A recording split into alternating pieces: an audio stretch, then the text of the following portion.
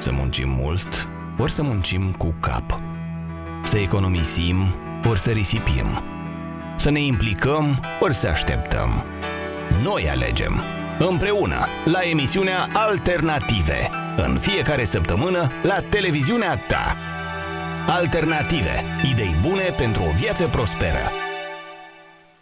Pe piața unică a Uniunii Europene, persoanele, mărfurile, serviciile și banii pot circula liber, la fel ca pe teritoriul unei singure țări, fără obstacole precum frontierele interne și barierele naționale care existau în trecut.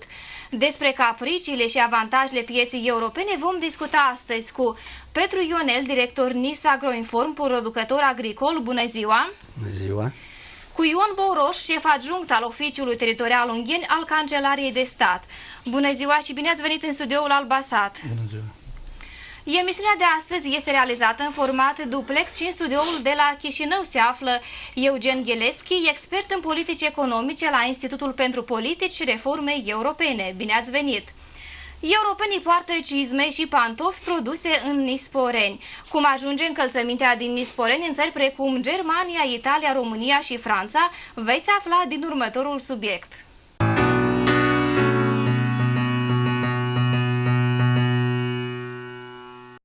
Nisporenenii îi încalță cu pantofi scumpi din piele pe italieni, români, nemți și pe francezi. Una dintre cele mai mari fabrici de încălțăminte din Moldova se află în orașul Nisporeni. Compania, înființată în anul 2007 de o familie de italieni, are în prezent 600 de angajați și produce anual peste 800.000 de perechi de încălțăminte pentru bărbați și femei, exclusiv din piele naturală.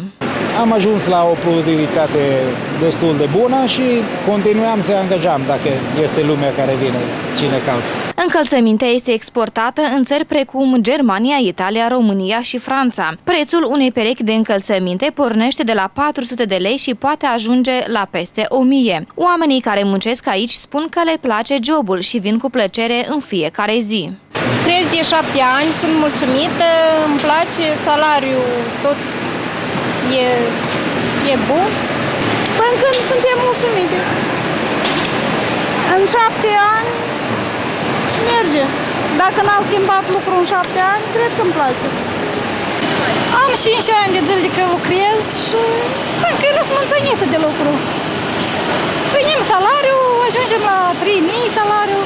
Contribuția fabricii de încălțăminte din Nisporeni la bugetul de stat a fost anul trecut de 6,5 milioane lei, dintre care 2,6 milioane au constituit alocările pentru bugetul local. Salariul angajaților este de la 3 până la 5.000 de lei.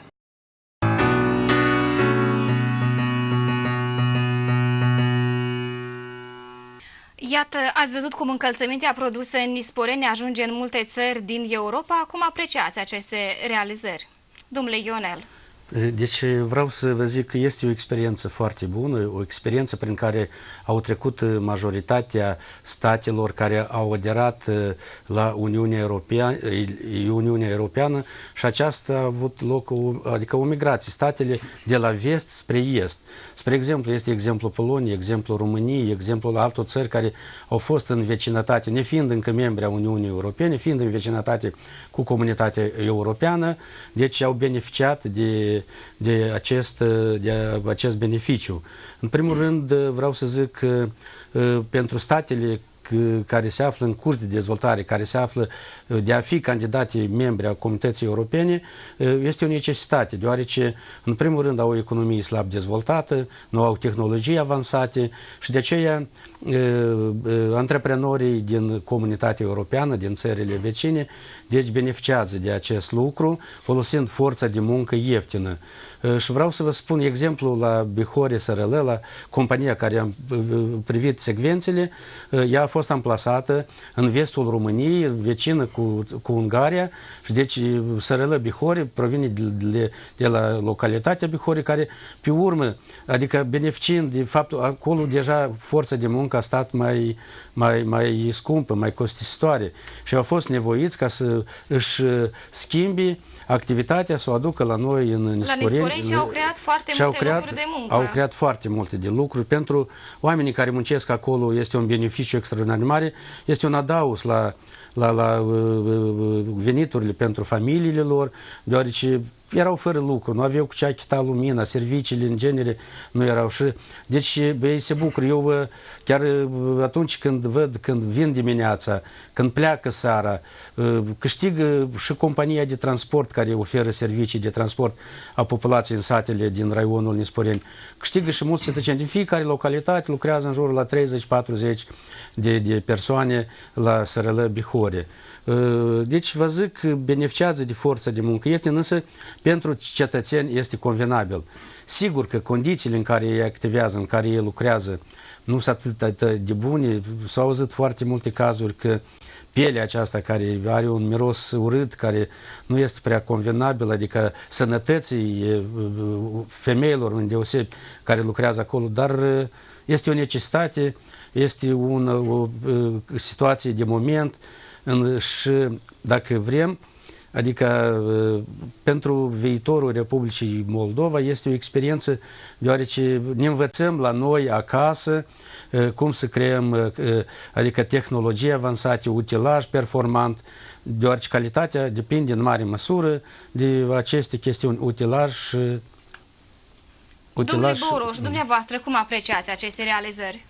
Este un export de capital, probabil, în Republica Moldova, fiindcă este și normal, capitalul, vă zic, nu știu de întotdeauna într-un singur loc și venirea acestei întreprinderi, adică inaugurarea acestei întreprinderi la Nisporeni, este un lucru foarte, cum a spus colegul meu, foarte bun, atât pentru locuitorii raionului, adică pentru brațele de muncă, adică pentru oamenii care și-au găsit un loc de muncă, dar vreau să mă opresc și la alte chestiuni. Probabil, eu vreau să mă opresc la calitatea acestei producții. Dumneavoastră ați sporit cu faptul că ea se vinde în multe țări din Europa. Înseamnă că aici vreau să se pune accentul pentru calitatea producției produse. Încălțămintea aceasta făcută, fie că e vorba de bărbați sau pentru femei, este făcută la standardele europene. Iar pe piața aceasta unică europeană înseamnă că ea concurează la nivel egal cu producția care se produce pe arena europeană. Este un lucru foarte bun. Noi mai avem exemple în Nisporeni, chiar este Codreanca, vreau să zic, întreprindere de care coasă haine aici la Nisporeni, probabil în Republică mai sunt întreprinderi. Noi nu suntem o țară, din comunitatea europeană, deși suntem în centrul Europei. Dar avem posibilități, încetișorul cu încetișorul, prin aceste întreprinderi, prin aceste investiții serioase făcute aici, vreau să ne apropiem de standardele europene. Avem exemple și în agricultură, avem exemple și în industrie, adică am putea încetișor, vreau, cu investițiile, cu banii veniți din Europa, să facem lucruri frumoase acasă. De ce depinde reușita produselor moldovenești pe piețele europene, domnule Ionel? În primul rând depinde de calitatea produselor. Deci asta este foarte important, deoarece comunitatea europeană, Uniunea Europeană... Cel mai important este calitatea. Trebuie să producem mărfuri de calitate. Calitative. Avem aceste exemple ca al Bihore și la Codreanca, care de mult funcționează și au pătruns pe piețele europene, dar avem și alte exemple legate de produsele agricole, produsele noastre autohtone. Asta este mai important, deoarece toată lumea trăiește din export, din volumul exporturilor. Și, adică aici se fac bani, aici se câștigă țara, câștigă oamenii. Și dacă o să ne bazăm numai pe reexporturi, adică pe ceea ce se importă pentru a fi prelucrat și a fi exportat înapoi în Uniunea Europeană, da, este un caz benefic, dar el este temporar. Deci noi trebuie să ne bazăm pe producerea și exporturile produselor noastre autohtone. Dat fiind faptul că suntem o țară agrară, și declarat și avem o strategie de dezvoltare a agriculturii, deci mizăm pe că totuși agricultura, produsele noastre agricole... Ce ar trebui să producem mai mult pentru export? Pentru export, adică noi avem o experiență pozitivă și la Nisporeni, producătorii noștri, companiile noastre exportă produsele care se produc în Nisporeni. Este vorba de prune uscate, este vorba de vinurile care se produc la Struguraș, care se produc la Maurt, este vorba de nuci, este vorba de produse apicole, este vorba de struguri de masă care sunt tradiționale la noi la Nisporeni și chiar în 2015, când a fost dat un plafon de export pe Comunitatea Europeană, 40.000 de tone de fructe și 20.000 de tone de struguri de masă, producătorii noștri autohtoni au demonstrat că ei sunt capabili pentru a face exporturi de produse calitative pe piețele europene. Altceva este că în comparații, în fața mea datele Biroului Național de Statistică, exporturile au diminuat comparativ cu prima jumătate a anului 2015. Din ce cauză credeți că au diminuat? Care este? Cauza este, eu să vă zic o chestie, că a scăzut producerea, chiar și reexportul s-a diminuat cu 13,33%. Merge vorba despre produsele care se produc la companiile despre care noi am vorbit astăzi. Dar este vorba, criza financiară, criza bancară a atacat, adică noi, practic, noi nu am mărit producerea ca să avem ce exporta. Noi nu avem ce exporta, de atât așa diminuat exporturile în ultimul timp în Republica Moldova. Deci, vă zic că este furtul miliardului, criza bancară, asta este acel viciu care a atacat toate companiile și economia țării. Eu aici vreau să vorbesc, legat suntem într-un raion agricol, eu mi-aduc aminte că mai este și o altă, o neajunsă, în afară de bani care avem, noi avem și o mare birocrație în sistemul nostru, de stat și bancar și așa mai departe. Prin anii 90 am încercat cu niște colegi de-ai mei să facem o fabrică de producere a sucurilor din fructe și din poamă. Da. La Pașcani lucrau nemții cu românii într-o fabrică de vreo 200 de angajați. Am încercat să facem și noi acest lucru la Nisporeni, să vă spun. Oamenii aceia că au venit la Chișinău 3 luni, pare mi s-au umbrat pe toate birourile ca să obțină documentele pentru a deschide, autorizațiile necesare. Cu părere de rău au dat de mână și au plecat și au spus cu ăștia ai voștri nu o putem scoate la tab. Da. Da, pretutindeni vrea că mită, dacă nu spune în față trebuie să dai singur să pricepi. Eu vreau să spun ca prelungire la ceea ce spunea domnul Petru Ionel, că Moldova este un bun exportator de miere în lume. Iată, am găsit niște date referitor la dâns, vreau zic că Uniunea Europeană vrea zic că noi punem undeva 35% din mierea care o vindem peste hotare, vreau zic că o ducem în Franța, iar jurul la 24% în Germania. Mai sunt și alte țări care consumă mierea. Este unicul produs animal care, vreau zic că ține de standardele, adică de cerințele europene. Adică este dumnealui spunea că în ultimul timp este o scădere și scăderea nu dintre cauza că noi nu avem investiții străine, vreau zic că situația asta, vreau zic că bancara care o avem la ora actuală este foarte grea și în cazul de față, vreau zic că pun bețe în roate. Hai să vorbim așa cum este producătorilor. O altă, dumnealui vorbea despre prune, la fel, noi avem prunele uscate, suntem un raion agricol care avem în creștere livezele de prune, dar să necesită anumite investiții, vreau zic, și ar trebui chiar la nivel de țară, la nivel de guvern, să fie luate măsuri pentru ca această ramură să fie dezvoltată pe o cale industrială la nivel european. Calitatea să fie anume acolo ca Domnule Ionel, care ar fi principalele avantaje ale pieței unice europene? Eu vreau să mai adaug referitor la întrebarea precedentă, că produsele agroalimentare, adică fructele și legumele, în prima jumătate a anului 2016, comparativ cu anul 2015, s-au redus, adică s-a exportat mai puțin cu 38%. Adică scad exporturile, una că e lipsa pieței, a doilea că este produsele, anul acesta au fost accidentate, adică persicul nu s-a exportat, s-a exportat vișina, cireșele care au fost în perioada ploilor și s-a exportat foarte puțin, adică o parte din roadă s-a pierdut. Deci avantajele care sunt? Avantajele în primul rând trebuie să ne conformăm la condiții, la cerințele pieței europene, adică la concurența pe care o avem pe piața europeană. Și vreau să vă zic că încercările care au fost cu succes, m-am referit adineori la fructe, la legume, la prune uscate, dar înseamnă că Foarte pe scurt, avantajele pieței unice și apoi luăm legătura cu Chișinău. În primul rând, calitatea produselor este un avantaj, adică lupta pentru calitate și concurența neloială care este pe piața europeană ne va permite ca noi să ne adoptăm și să ne conformăm la cerințele pieței europene. Asta este cel mai mare avantaj, cel mai important. Da, iar acum vom merge la Chișinău, acolo ne așteaptă domnul Ghilețchi. Domnule Ghilețchi, vă rog să ne spuneți cu ce produse poate concura Republica Moldova pe piața Uniunii Europene și de ce? Pentru ca să determinăm tipul de produse cu care putem concura pe piața Uniunii Europene, trebuie mai întâi să vedem care sunt avantajele noastre ca și țară, ca și economie și ulterior putem să identificăm aceste produse. Dacă vorbim în termeni absoluți, Republica Moldova are câteva avantaje considerabile față de țările Uniunii Europene.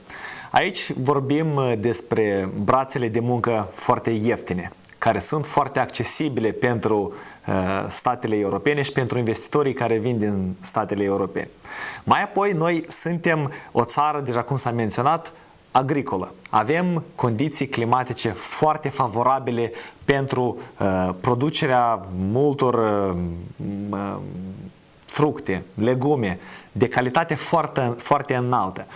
În ultimii ani de zile, în mod special, în țările dezvoltate, este un trend spre produse ecologice. Republica Moldova poate să furnizeze aceste produse ecologice datorită condițiilor climaterice pe care le avem, datorită solului bun pe care le avem și reieșind și din forțele sau brațele ieftine de muncă pe care le avem. În general, noi trebuie să ne focusăm pe produse care necesită lucru foarte mult. Pentru că trebuie să capitalizăm pe faptul că brațele de muncă sunt foarte ieftine. Dacă ne uităm în trecut, în ultimii câțiva ani de zile, atunci preponderent exporturile Republicii Moldova în statele Uniunii Europene țin de regnul vegetal. Undeva 25% din exportul Republicii Moldova țin de regnul vegetal. Apoi avem produse alimentare și băuturi alcoolice, care din nou constituie undeva 15% din exporturi, cer scuze. Textilele și echipamentele electrice combinat, din nou, reprezintă undeva 30% din exporturi. Toate acestea, din nou, se caracterizează prin faptul că brațele de muncă care sunt necesare pentru contribuția la aceste exporturi sunt relativ ieftine și aceasta este avantajul numărul 1 pe care îl are Republica Moldova față de economiile țărilor Uniunii Europene. Uniunea Europeană este cea mai mare piață unică din lume. Care sunt avantaje de care beneficiază consumatorii și investitorii europeni? Domnule Băuroș. Odată intrat în Uniunea Europeană, consumatorul a luat un contact cu ce înseamnă piața unică, așa-i? Potrivit acestui principiu, toți consumatorii beneficiază de îngrijiri medicale sau de orice serviciu ca în altă țară, vreau să zic că de rând cu populația care este în țările din Comunitatea Europeană. Legislația europeană, vreau să zic că la rândul ei, este în egală măsură pentru toți locuitorii țărilor europene. România este țara care cu 7, dacă nu greșesc, 8 ani în urmă a intrat în Comunitatea Europeană. Vreau să zic că toată legislația, vreau să zic, care a fost românească a trebuit să fie pusă în rama legislației europene, care prevalează asupra legislației naționale. O bună parte din lucrătorii, vreau să zic, lucrătorii care au imigrat din România în Comunitatea Europeană s-au angajat în câmpul muncii. Deși unele țări, cum este Marea Britanie, Germania, Franța, vreau să zic, au dispus de anumite ramuri în care au primit emigranții sau, hai să spunem așa, vreau să zic că cetățenii români să lucreze, fie că e vorba de construcție, asistență socială și așa mai departe.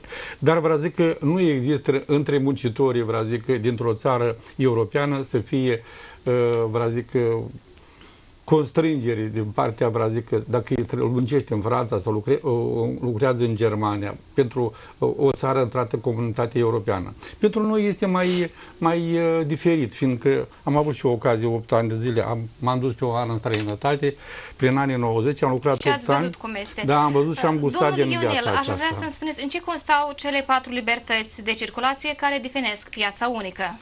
În primul rând, eu aș vrea să mă opresc nu la avantajele, dar la dezavantajele care beneficiază consumatorii din Republica Moldova și investitorii care vor să facă investiții în Republica Moldova. Deci, în primul rând, m-aș oferi la calitatea serviciilor, chiar și cele medicale, chiar și de servire, chiar și cele din construcție. Toate servicii sunt de foarte proastă calitate. Adică de atâta suferim noi, de atâta suferă. Vreau să mă refer la prețurile care sunt la produsele alimentare, care sunt la alte servicii. Ele sunt foarte mari comparativ cu Uniunea Europeană. Și în sfârșit la investiții.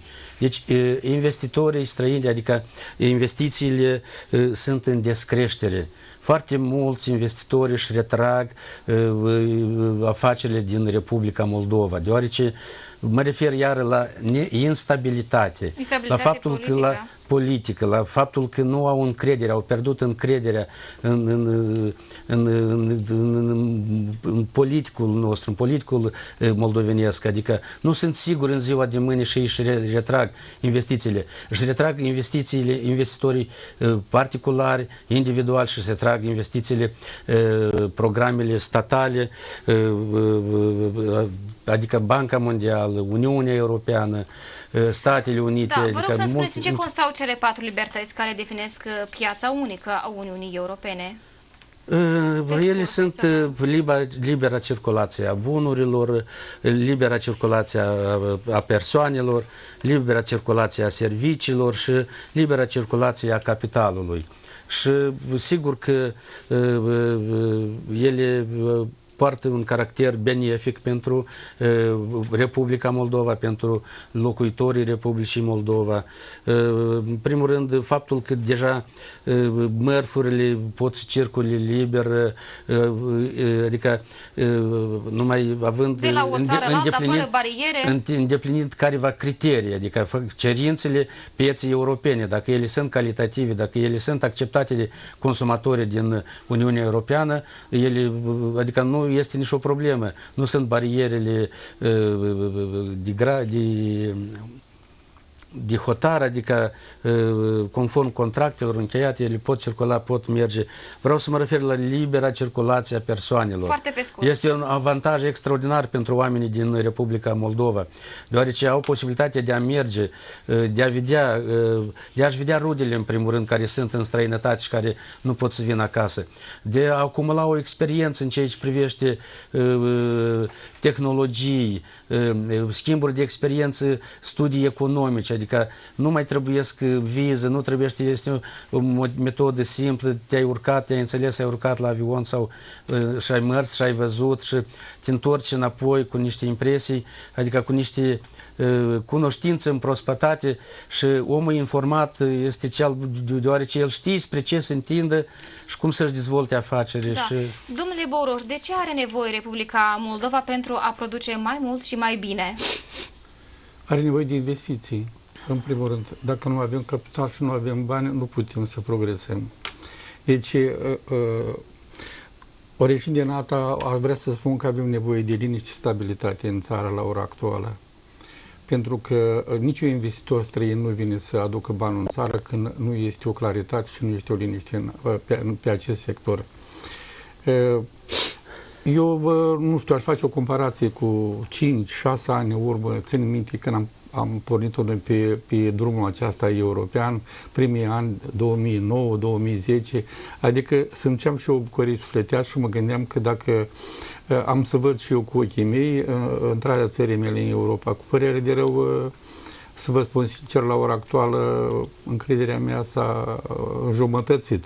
Adică trag nădejde cu lucrurile or să redreseze cu timpul, dar avem nevoie de o liniște, de o stabilitate pentru ca investitorii străini să vină să aducă banul, ca băncile, Fondul Monetar Internațional, Banca Mondială, vreau zic, frații noștri români să elibereze acele credite, fiindcă cu părere de rău, fiind o republică mică, am ajuns la acea numită stabilitate în ghilimele când trăim numai din credite. Eu aș vrea să văd un politician care vine în fața noastră să vorbească despre realizările economice ale Republicii Moldova în ultimii 7-8 ani de zile, păreri de rău, nu se prea auzi pe nimeni, fiindcă se vorbește mai mult despre politică decât... Da, domnule Ionel, dumneavoastră, ce părere aveți? Și referitor la sursele financiare sau la alte, ceea ce au nevoie, în primul rând este nevoie de utilaj performant pentru a produce un produs, mărfuri industriale calitative.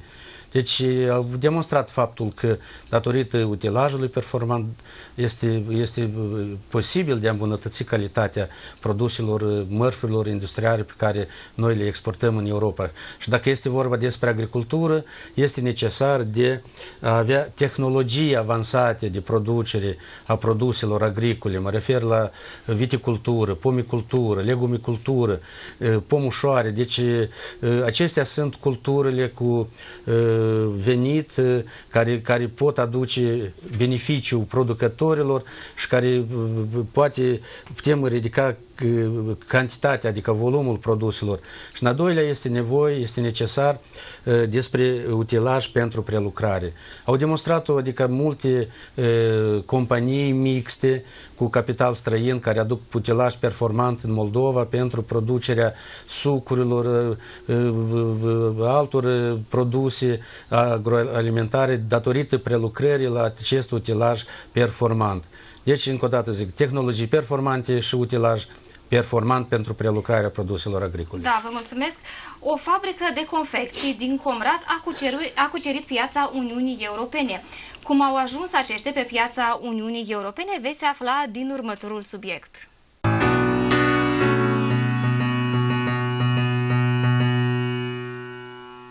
Fabrica de textile din Comrat funcționează cu succes în autonomie deja 16 ani. Întreprinderea este dotată cu utilaj modern. Aici sunt aplicate cele mai performante tehnologii din domeniul industriei ușoare. În mare parte, fabrica produce confecții pentru dame, rochii, fuste și pantaloni. Тут вы видите две швейные линии, которые находятся, которые оказывают услуги по пошитью крупным европейским брендам. Всем очень нравится качество выпускаемой нашей продукции. Предприятие, которое в данный момент мы находимся в Комрате, предприятие, работающее очень качественно. Мы за 16 лет не имеем ни одних комментариев, ни одних претензий к качеству за все это длительное время работы. Sarcina specialiștilor constă în lucrul asupra calității confecțiilor. Le reușește bine, dar recent întreprinderea a început să asimileze o nouă modalitate și emite propriile modele, spune managerul fabricii Alla Arabagi. Новое для нас направление – производство своей продукции. Мы подошли очень серьезно к этому вопросу. И помимо своих моделей мы также разрабатываем и придумываем рисунки для тканей. Мы производим продукцию для женщин в ассортименте платьев, брюк, юбок и блуз. Каждый сезон мы издаем новую коллекцию. Сейчас мы работаем над коллекцией весна-лето 2016.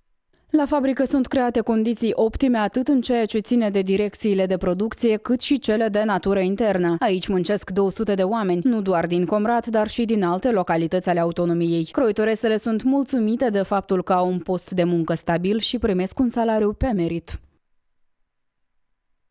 Ну, если бы я плохо оценивала, я бы столько лет не работала бы здесь уже, не держалась бы.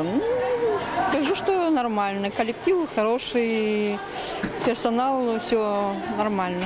Întreprinderea mereu tinde spre lărgirea sortimentului de produse, precum și a ariei geografice de realizare a textilelor din Comrat. Наша продукция реализуется в Италии, в Испании, в Голландии, во многих европейских странах. Вы нашу продукцию можете увидеть везде, потому что изделия, которые мы шьем, и бренды, которые работают с нами, они продают свою продукцию во всем мире.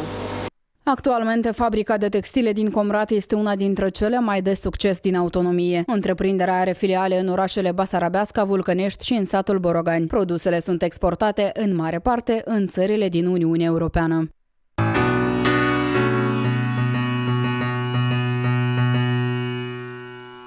Iată, ați văzut cum agenții economici din Comrat au cucerit piața europeană. Cum apreciați dumneavoastră aceste realizări, domnule Băuroș? Eu am văzut un panou în reportajul acesta în care scria, vreau zic, ordine și calitate.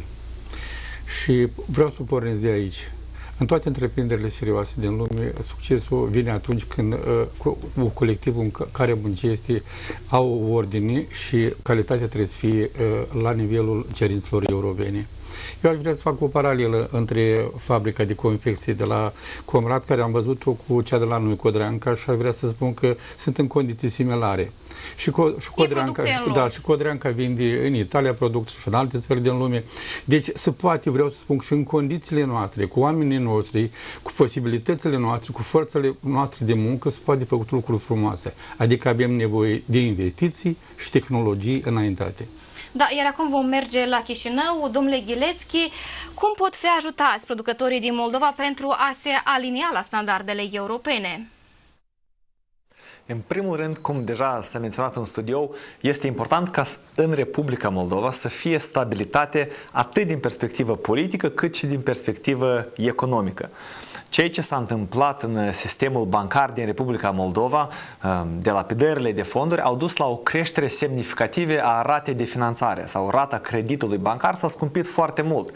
Acest lucru a pus o presiune enormă pe antreprenorii din Republica Moldova, atât importatorii, exportatorii, și prin urmare nu doar exporturile au suferit din Republica Moldova, importurile au suferit, a suferit puterea de cumpărare a cetățenilor Republicii Moldova și așa mai departe. Prin urmare, în primul rând, felul cum statul poate să contribuie la creșterea exporturilor și la susținerea antreprenorilor din Republica Moldova este prin asigurarea acestei stabilități economice. În continuare, dacă vorbim despre anumite produse specifice, precum sunt produsele agroalimentare, există foarte multe standarde europene care trebuie transpuse în legislația națională. Actualmente au fost transpuse deja peste 10.000 de standarde. Și aceasta reprezintă doar 40%, cer scuze, din toate standardele care se întâlnesc pe piața Uniunii Europene. Atunci când statul va face lucrul acesta și mai rapid și într-un mod mai eficient, va comunica cetățenilor țării, va comunica antreprenorilor din Republica Moldova care doresc să-și exporte produsele în statele europene, care sunt aceste standarde, cum se implementează aceste standarde. Acest lucru inevitabil va susține exporturile care vor proveni din Republica Moldova. Totodată, dacă vorbim din nou despre produsele agroalimentare, este foarte important de menționat faptul că sunt o serie de produse care nu pot fi exportate pe piața Uniunii Europene decât dacă trec anumite testări. Dacă vorbim despre carne, europenii nu acceptă carne decât dacă aceasta trece toate testele și toate standardele, pentru că ei astfel vor să-și asigură securitatea alimentară. În Republica Moldova sunt prea puține laboratoare care pot fi puse la dispoziția cetățenilor. În anii precedenți noi nu am exportat o serie de produse deloc pe piața Uniunii Europene, anume din cauza că fie antreprenorii nu cunosc care sunt aceste standarde, fie că ei nu au capacitatea să-și testeze produsele pe care le au ei, ca astfel să-și primească certificatul cu care să poată ajunge pe piața Uniunii Europene. Și un alt gând sau o altă politică care trebuie să vină din partea statului atunci când vorbim despre antreprenori și exportatori, ține de crearea unui mediu prielnic pentru asociere. Care agricultor sau care antreprenor din Republica Moldova care are 2-3 angajați, care produce o tonă de roșii pe an, să spunem, va putea să-și exporte produsul în Uniunea Europeană și să concureze cu companiile acestea foarte mari care au capacități foarte înalte de producere. Noi trebuie ca și stat să creăm un mediu prielnic unde antreprenorii să se asocieze în felurite organizații, asociații, pentru că aceasta le va da lor o putere mai mare de negociere cu partenerii din statele europene. Aceasta totodată le va da capacitatea ca ei să poată să furnizeze un șir de produse în cantități după cum solicită partenerii europeni. Acestea ar fi câteva dintre politicile pe care statul ar putea să le facă pentru susținerea antreprenorilor și exportatorilor din Republica Moldova. Vă mulțumesc, domnule Ghilețchi. Mai am o întrebare pentru dumneavoastră. Vă rog să-mi spuneți cu ce produse s-a remarcat Republica Moldova pe piața europeană în ultimii 2 ani? După cum am menționat pe scurt deja, este vorba despre produsele agroalimentare, este vorba despre produsele textile, am văzut și din reportajele video acest fapt, și este vorba despre echipamentele electrice. Aici este important de menționat că sunt 2 tipuri de produse sau 2 categorii. O categorie ține de mărfurile care sunt reexportate. Cu alte cuvinte, se aduce materia primă, de regulă în zonele economice libere, se creează un produs și produsul acesta este exportat înapoi în statele Uniunii Europene. Acest fapt se realizează din cauza forței de muncă care este mai ieftină în Republica Moldova. Și deși nu este rău în sine, valoarea adăugată acestor produse pentru economia locală nu este atât de mare. Valoarea adăugată mare vine din produsele care sunt autentice sau care se produc de la început până la capăt în Republica Moldova.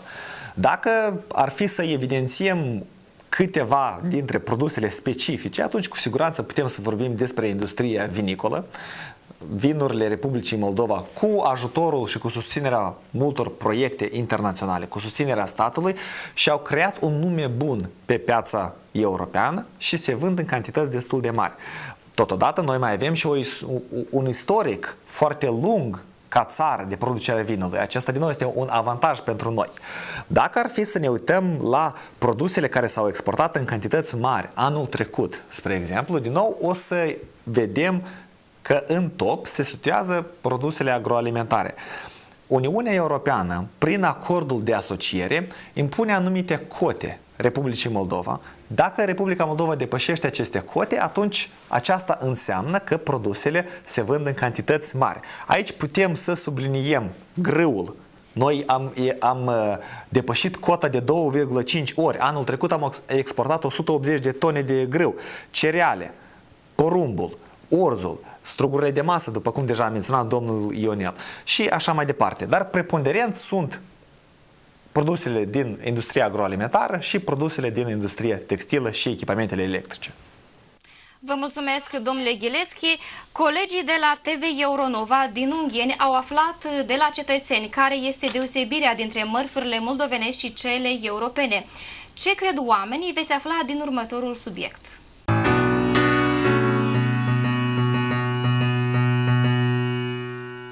În opinia noastră, care este diferența dintre mărfurile moldovenești și cele europene? Păi nu cred că există o diferență foarte mare, poate ar ține doar de tehnologiile care sunt utilizate în producerea dânselor, iar în rest nu cred că există deosebire. Doar la felul cum arată și poate la felul în ce condiții sunt crescute și ce produse sunt folosite pentru a le produce. Aș presupune că mărfurile europene sunt puțin mai calitative decât cele moldovenești, din cauza că produsele moldovenești încă nu au producătorii moldoveni nu au încă acea experiență necesară. Care e diferența dintre produsele moldovenești și cele europene? Ambalarea. Ambalajul e mai bun acolo. La noi încă chestiunile astea nu e dezvoltat la noi chestiunea asta. Știm a crește, dar nu știm a le ambala cum se cade. În opinia noastră, ce le lipsește produselor moldovenești comparativ cu cele europene? Cred că standardizarea. Până ajunge la calitatea celor a Uniunii Europene, producătorii autohtoni trebuie să mai crească puțin. Nu, ca de obicei lipsește fața de produs, ca să fie plăcut și la ochi, și la vedere, și la pipăit. Bine, dacă calitatea lor putem spune că e mai bună, ele nu sunt competitivi față cele europene, fiindcă la fel cum arată ele, poate rămân în urmă față de produsele din Uniunea Europeană. Ce ar trebui de îmbunătățit în produsele moldovenești ca să ajungă la standarde europene? Tehnică modernă, în primul rând. Într-a doilea, oamenii trebuie pregătiți pentru a ști toate tehnologiile care sunt în agricultură, în viticultură, pomicultură. De și noi nu putem încă să fim la nivel cu dânsul. Ei cu ani au venit la sistema asta, dar la noi abia nu vedem noi ce a Europei și a nostru. Cum trebuie de îmbunătățit produsele moldovenești ca să ajungă la standarde europene? Eu cred că prin atragerea diferitor proiecte europene avem posibilitatea să le creștem în alte condiții și astfel, evident, vom avea și un alt fel de produs. Producătorii autohtoni ar trebui să înțeleagă că pentru a putea fi competitivi pe piața europeană, ei ar trebui să ajungă la acele standarde de care au nevoie piața externă.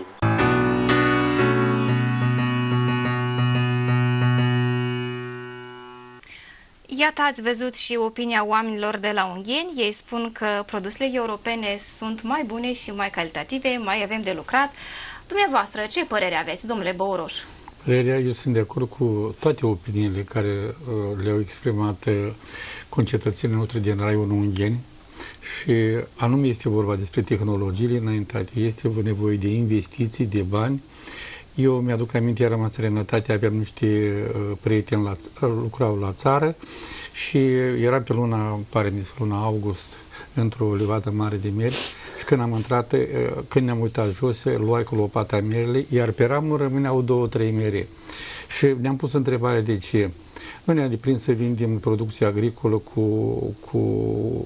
cu lada sau cu un vas încă și mai mare decât lada, pe când în străinătate producția se ambalează în forme special, adică se pune accentul pe gust și pe calitate. Domnule Ionel, dumneavoastră, ce părere aveți despre calitatea produselor moldovenești în comparație cu cele europene? Deci a fost menționat și de cetățenii de la Ungheni, a fost menționat și de domnul Ghilețchi că noi avem niște produse cu calitate gustativă extraordinară, adică cea mai bună, crescute pe solurile bune, cu climat foarte favorabil pentru dezvoltarea culturilor, care acumulează multă energie solară și alte chestii, adică o calitate gustativă extraordinar de bună. În schimb, produsele noastre au un aspect exterior, așa, să zicem, neconfortabil sau care lasă de dorit încă. Mă refer în primul rând la ambalaj.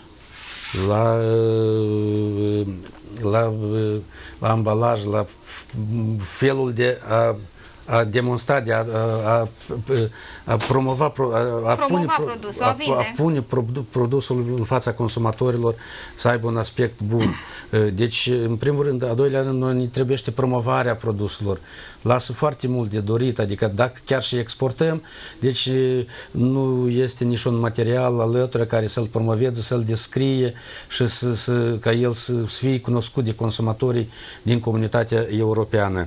Și, în primul rând, o bunătățire ar avea asocierea producătorilor agricole pentru a crea loturi mari de producție, pentru a crea un produs omogen, a cultiva un produs omogen și a-l pune pe piață și deci mă refer și la loturi mari, ca pe o perioadă de timp să putem aproviziona, să putem pune produsele consumatorilor pe piața europeană. Vreau să vă dau un exemplu, aflându-mă în America, în vizită la copii, la Chicago. Deci am întâlnit vinurile moldovenești produse de compania Maurt, dar produse la fabrica de vinuri din Nisporeni, pe care ei o au în proprietate și când le-am arătat colegilor din America, uitați-vă ce produs, adică vinul produs pe meleagurile nisporenene și vă zic că era un colecționar de vinuri, avea sticle, gustând vinul acesta a rămas foarte impresionat, adică era incomparabil cu alte vinuri chiar și din comunitatea europeană și din alte țări, Italia, Spania, cu tradiții tot vechi în producerea vinurilor. Deci, avem cu ce concura. Avem cu ce concura. Eu vă mulțumesc, chiar acum vom merge din nou la Chișinău. Domnule Ghilețchi, vă rog să-mi spuneți câți ani ar trebui economiei moldovenești să ajungă competitivă și ce ar trebui să facă agenții economici din Moldova ca să ajungă pe piața Uniunii Europene? Este greu să răspund la întrebarea câți ani are nevoie Republica Moldova ca produsele ei să fie competitive, fiindcă deja, după cum am văzut și din discuția de astăzi, din videourile pe care le-am văzut, sunt o serie de produse la care noi suntem foarte competitivi. chiar mai competitivi ca multe țări europene, alte țări din regiune care concurează să intre pe spațiul european. De aceea mi-ar fi greu să dau o cifră în termeni absoluți. Acordul de asociere dintre Republica Moldova și Uniunea Europeană însă prevede un termen de implementare a standardelor între 1 și 10 ani de zile. Probabil că dacă noi, ca stat, vom implementa acordul de asociere în termenele care ne-am propus, cu alte cuvinte, dacă noi în 10 ani de zile transpunem peste 350 de directive, implementăm peste 25.000 de standarde, probabil o să putem să spunem la sfârșitul acestor 10 ani de zile că suntem destul de competitivi pe toate aspectele orizontale care țin de acordul de asociere. Ce trebuie să facă antreprenorul moldovean pentru ca să fie competitiv pe piața europeană? Pe lângă lucrurile pe care le-au menționat deja colegii din studio, aș vrea să menționez faptul că antreprenorului moldovean îi lipsește inițiativa. Pentru ca să vină investiții în Republica Moldova, tu trebuie să creezi atracție pentru aceste investiții. Exact la fel cum dacă dorim să vindem mărul la magazin, trebuie să-l ambalăm în ceva frumos, același lucru trebuie să facă și fermierii moldoveni care au nevoie de investiții pentru tehnologii. Noi trebuie să ieșim din tiparul nostru, noi trebuie să ieșim din Republica Moldova, să mergem, cum s-a menționat deja, astăzi te sui în avion, timp de 2 ore ești în oricare capitală europeană. Să mergem la expozițiile acestea de afaceri, unde putem să găsim potențiali parteneri, unde putem să găsim investitori care să vină în Republica Moldova să investească pentru dezvoltarea afacerilor noastre, ceea ce în rezultat va duce la sporirea exporturilor. Și nu în ultimul rând, cu riscul de a mă repeta deja, este nevoie ca noi să ne asociem antreprenorii și oamenii de afaceri care au aceleași interese, care activează în același domeniu. Ei trebuie să se asocieze pentru ca să-și crească atât puterea de negociere cu partenerii europeni, cât și capacitatea de livrare a produsului către acești parteneri europeni. Câteva zile în urmă am aflat că în Republica Moldova, de exemplu, există 3 asociații de apicultori. Pentru ce într-o țară atât de mică ca și Republica Moldova, noi avem nevoie de tocmai 3 asociații de apicultori? Oare nu pot mai mulți sau toți apicultorii din Republica Moldova să-și unească forțele pentru promovarea produsului lor la nivel european, la o scară mult mai largă și cu o putere de livrare a produsului mult mai largă decât ar fi să livreze un singur apicultor? Acestea ar fi câteva sfaturi sau câteva nevoi pe care eu le văd față de antreprenorii din Republica Moldova. Inițiativă și asociere. Și cu ajutorul statului, odată cu transpunerea standardelor, probabil într-o perioadă de 10 ani de zile, dacă vom merge într-un ritm accelerat, o să putem să ajungem să fim competitivi pe foarte multe domenii cu Uniunea Europeană. Vă mulțumesc, domnule Ghilețchi.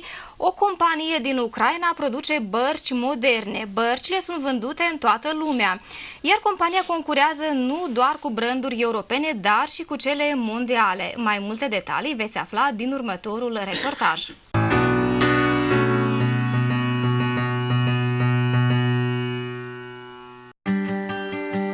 De mai bine de 10 ani, aici se produc bărci gonflabile moderne de o calitate înaltă. La întreprinderea Grand Marine, amplasată în apropierea orașului Harkov, muncesc 130 de persoane. Tatiana Merkulova s-a născut în Lugansk. Ea a călătorit prin lumea întreagă pentru a face publicitate produselor sale. Это продукт, который в Украине многие, когда видят наш каталог, говорят, это не может быть, чтобы это было сделано в Украине. И по Украине мы продаем всего лишь 2% лодок, 98% лодок мы продаем по всему миру. Это гордость за страну, гордость за людей, которые в наше время в таких условиях могут производить качественный продукт, который конкурирует с европейскими брендами, мировыми брендами. Compania importă multe piese din Uniunea Europeană. Tatiana consideră că odată cu crearea zonei de liber schimb vor apărea beneficii simțitoare. Мы надеемся на то, что снимутся пошлины в скором времени. Пошлины на комплектующие, которые мы завозим для производства лодок. Если высокие пошлины на импортные товары, соответственно, у нас неконкурентоспособная будет цена для европейских rynков. Harkov de mult a devenit centrul științific și industrial al Ucrainei. Multor locuitori din această zonă le e frică de faptul că acordul cu Uniunea Europeană ar putea duce la închiderea întreprinderilor. Alții însă văd în asta posibilitatea de a moderniza companiile neprofitabile și de a începe lupta pentru noile piețe. Выход на большой рынок, где очень много конкурентов у тебя, это хорошо. Потому что это заставляет работать над собой и сделать продукт лучше или отличный от того, что уже есть на рынке. За прошлый год мы выросли на 30%, и в этом году мы хотим вырасти тоже на такой же процент. Autoritățile locale ajută companiile să se adapteze standardelor de producere valabile în UE. Acesta insistă asupra diversificării listei de clienți. Торговая война с Россией достаточно больно ударила по нашему экспортному потенциалу. Поэтому мы все больше убеждаемся, что будущее все-таки за диверсификацией рынков, что нужно ориентироваться на надежных европейских партнеров. Мы можем быть полноценными партнерами. Когда жители Харьковской области увидят результаты этого партнерства, я думаю, что двух мнений уже быть на эту тему не должно.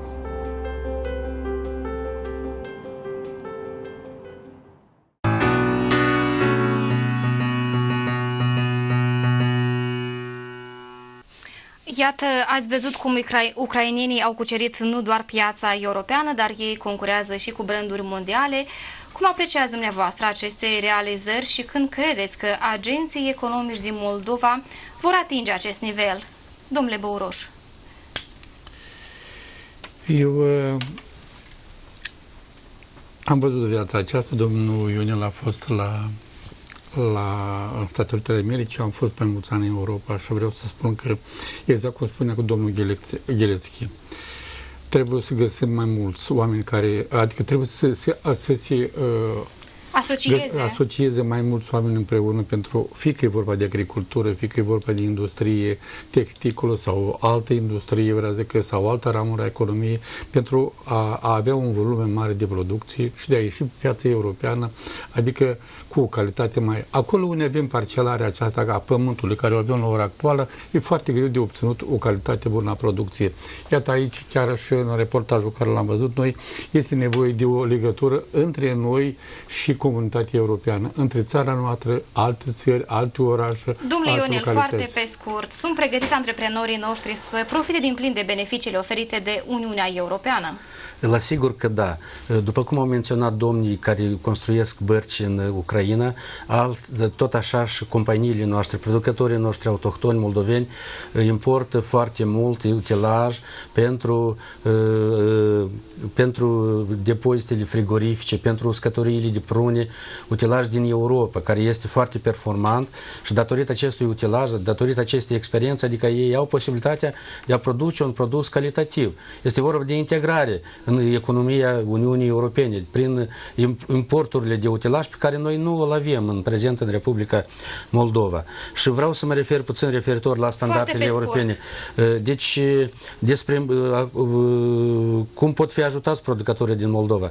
În primul rând, o problemă pentru producătorii din Moldova referitor la standardele europene, referitor la piața europeană, este faptul că nu o cunosc, nu știu care sunt cerințele, nu știu față de calitate, adică față de produsele care sunt solicitate pe piața europeană.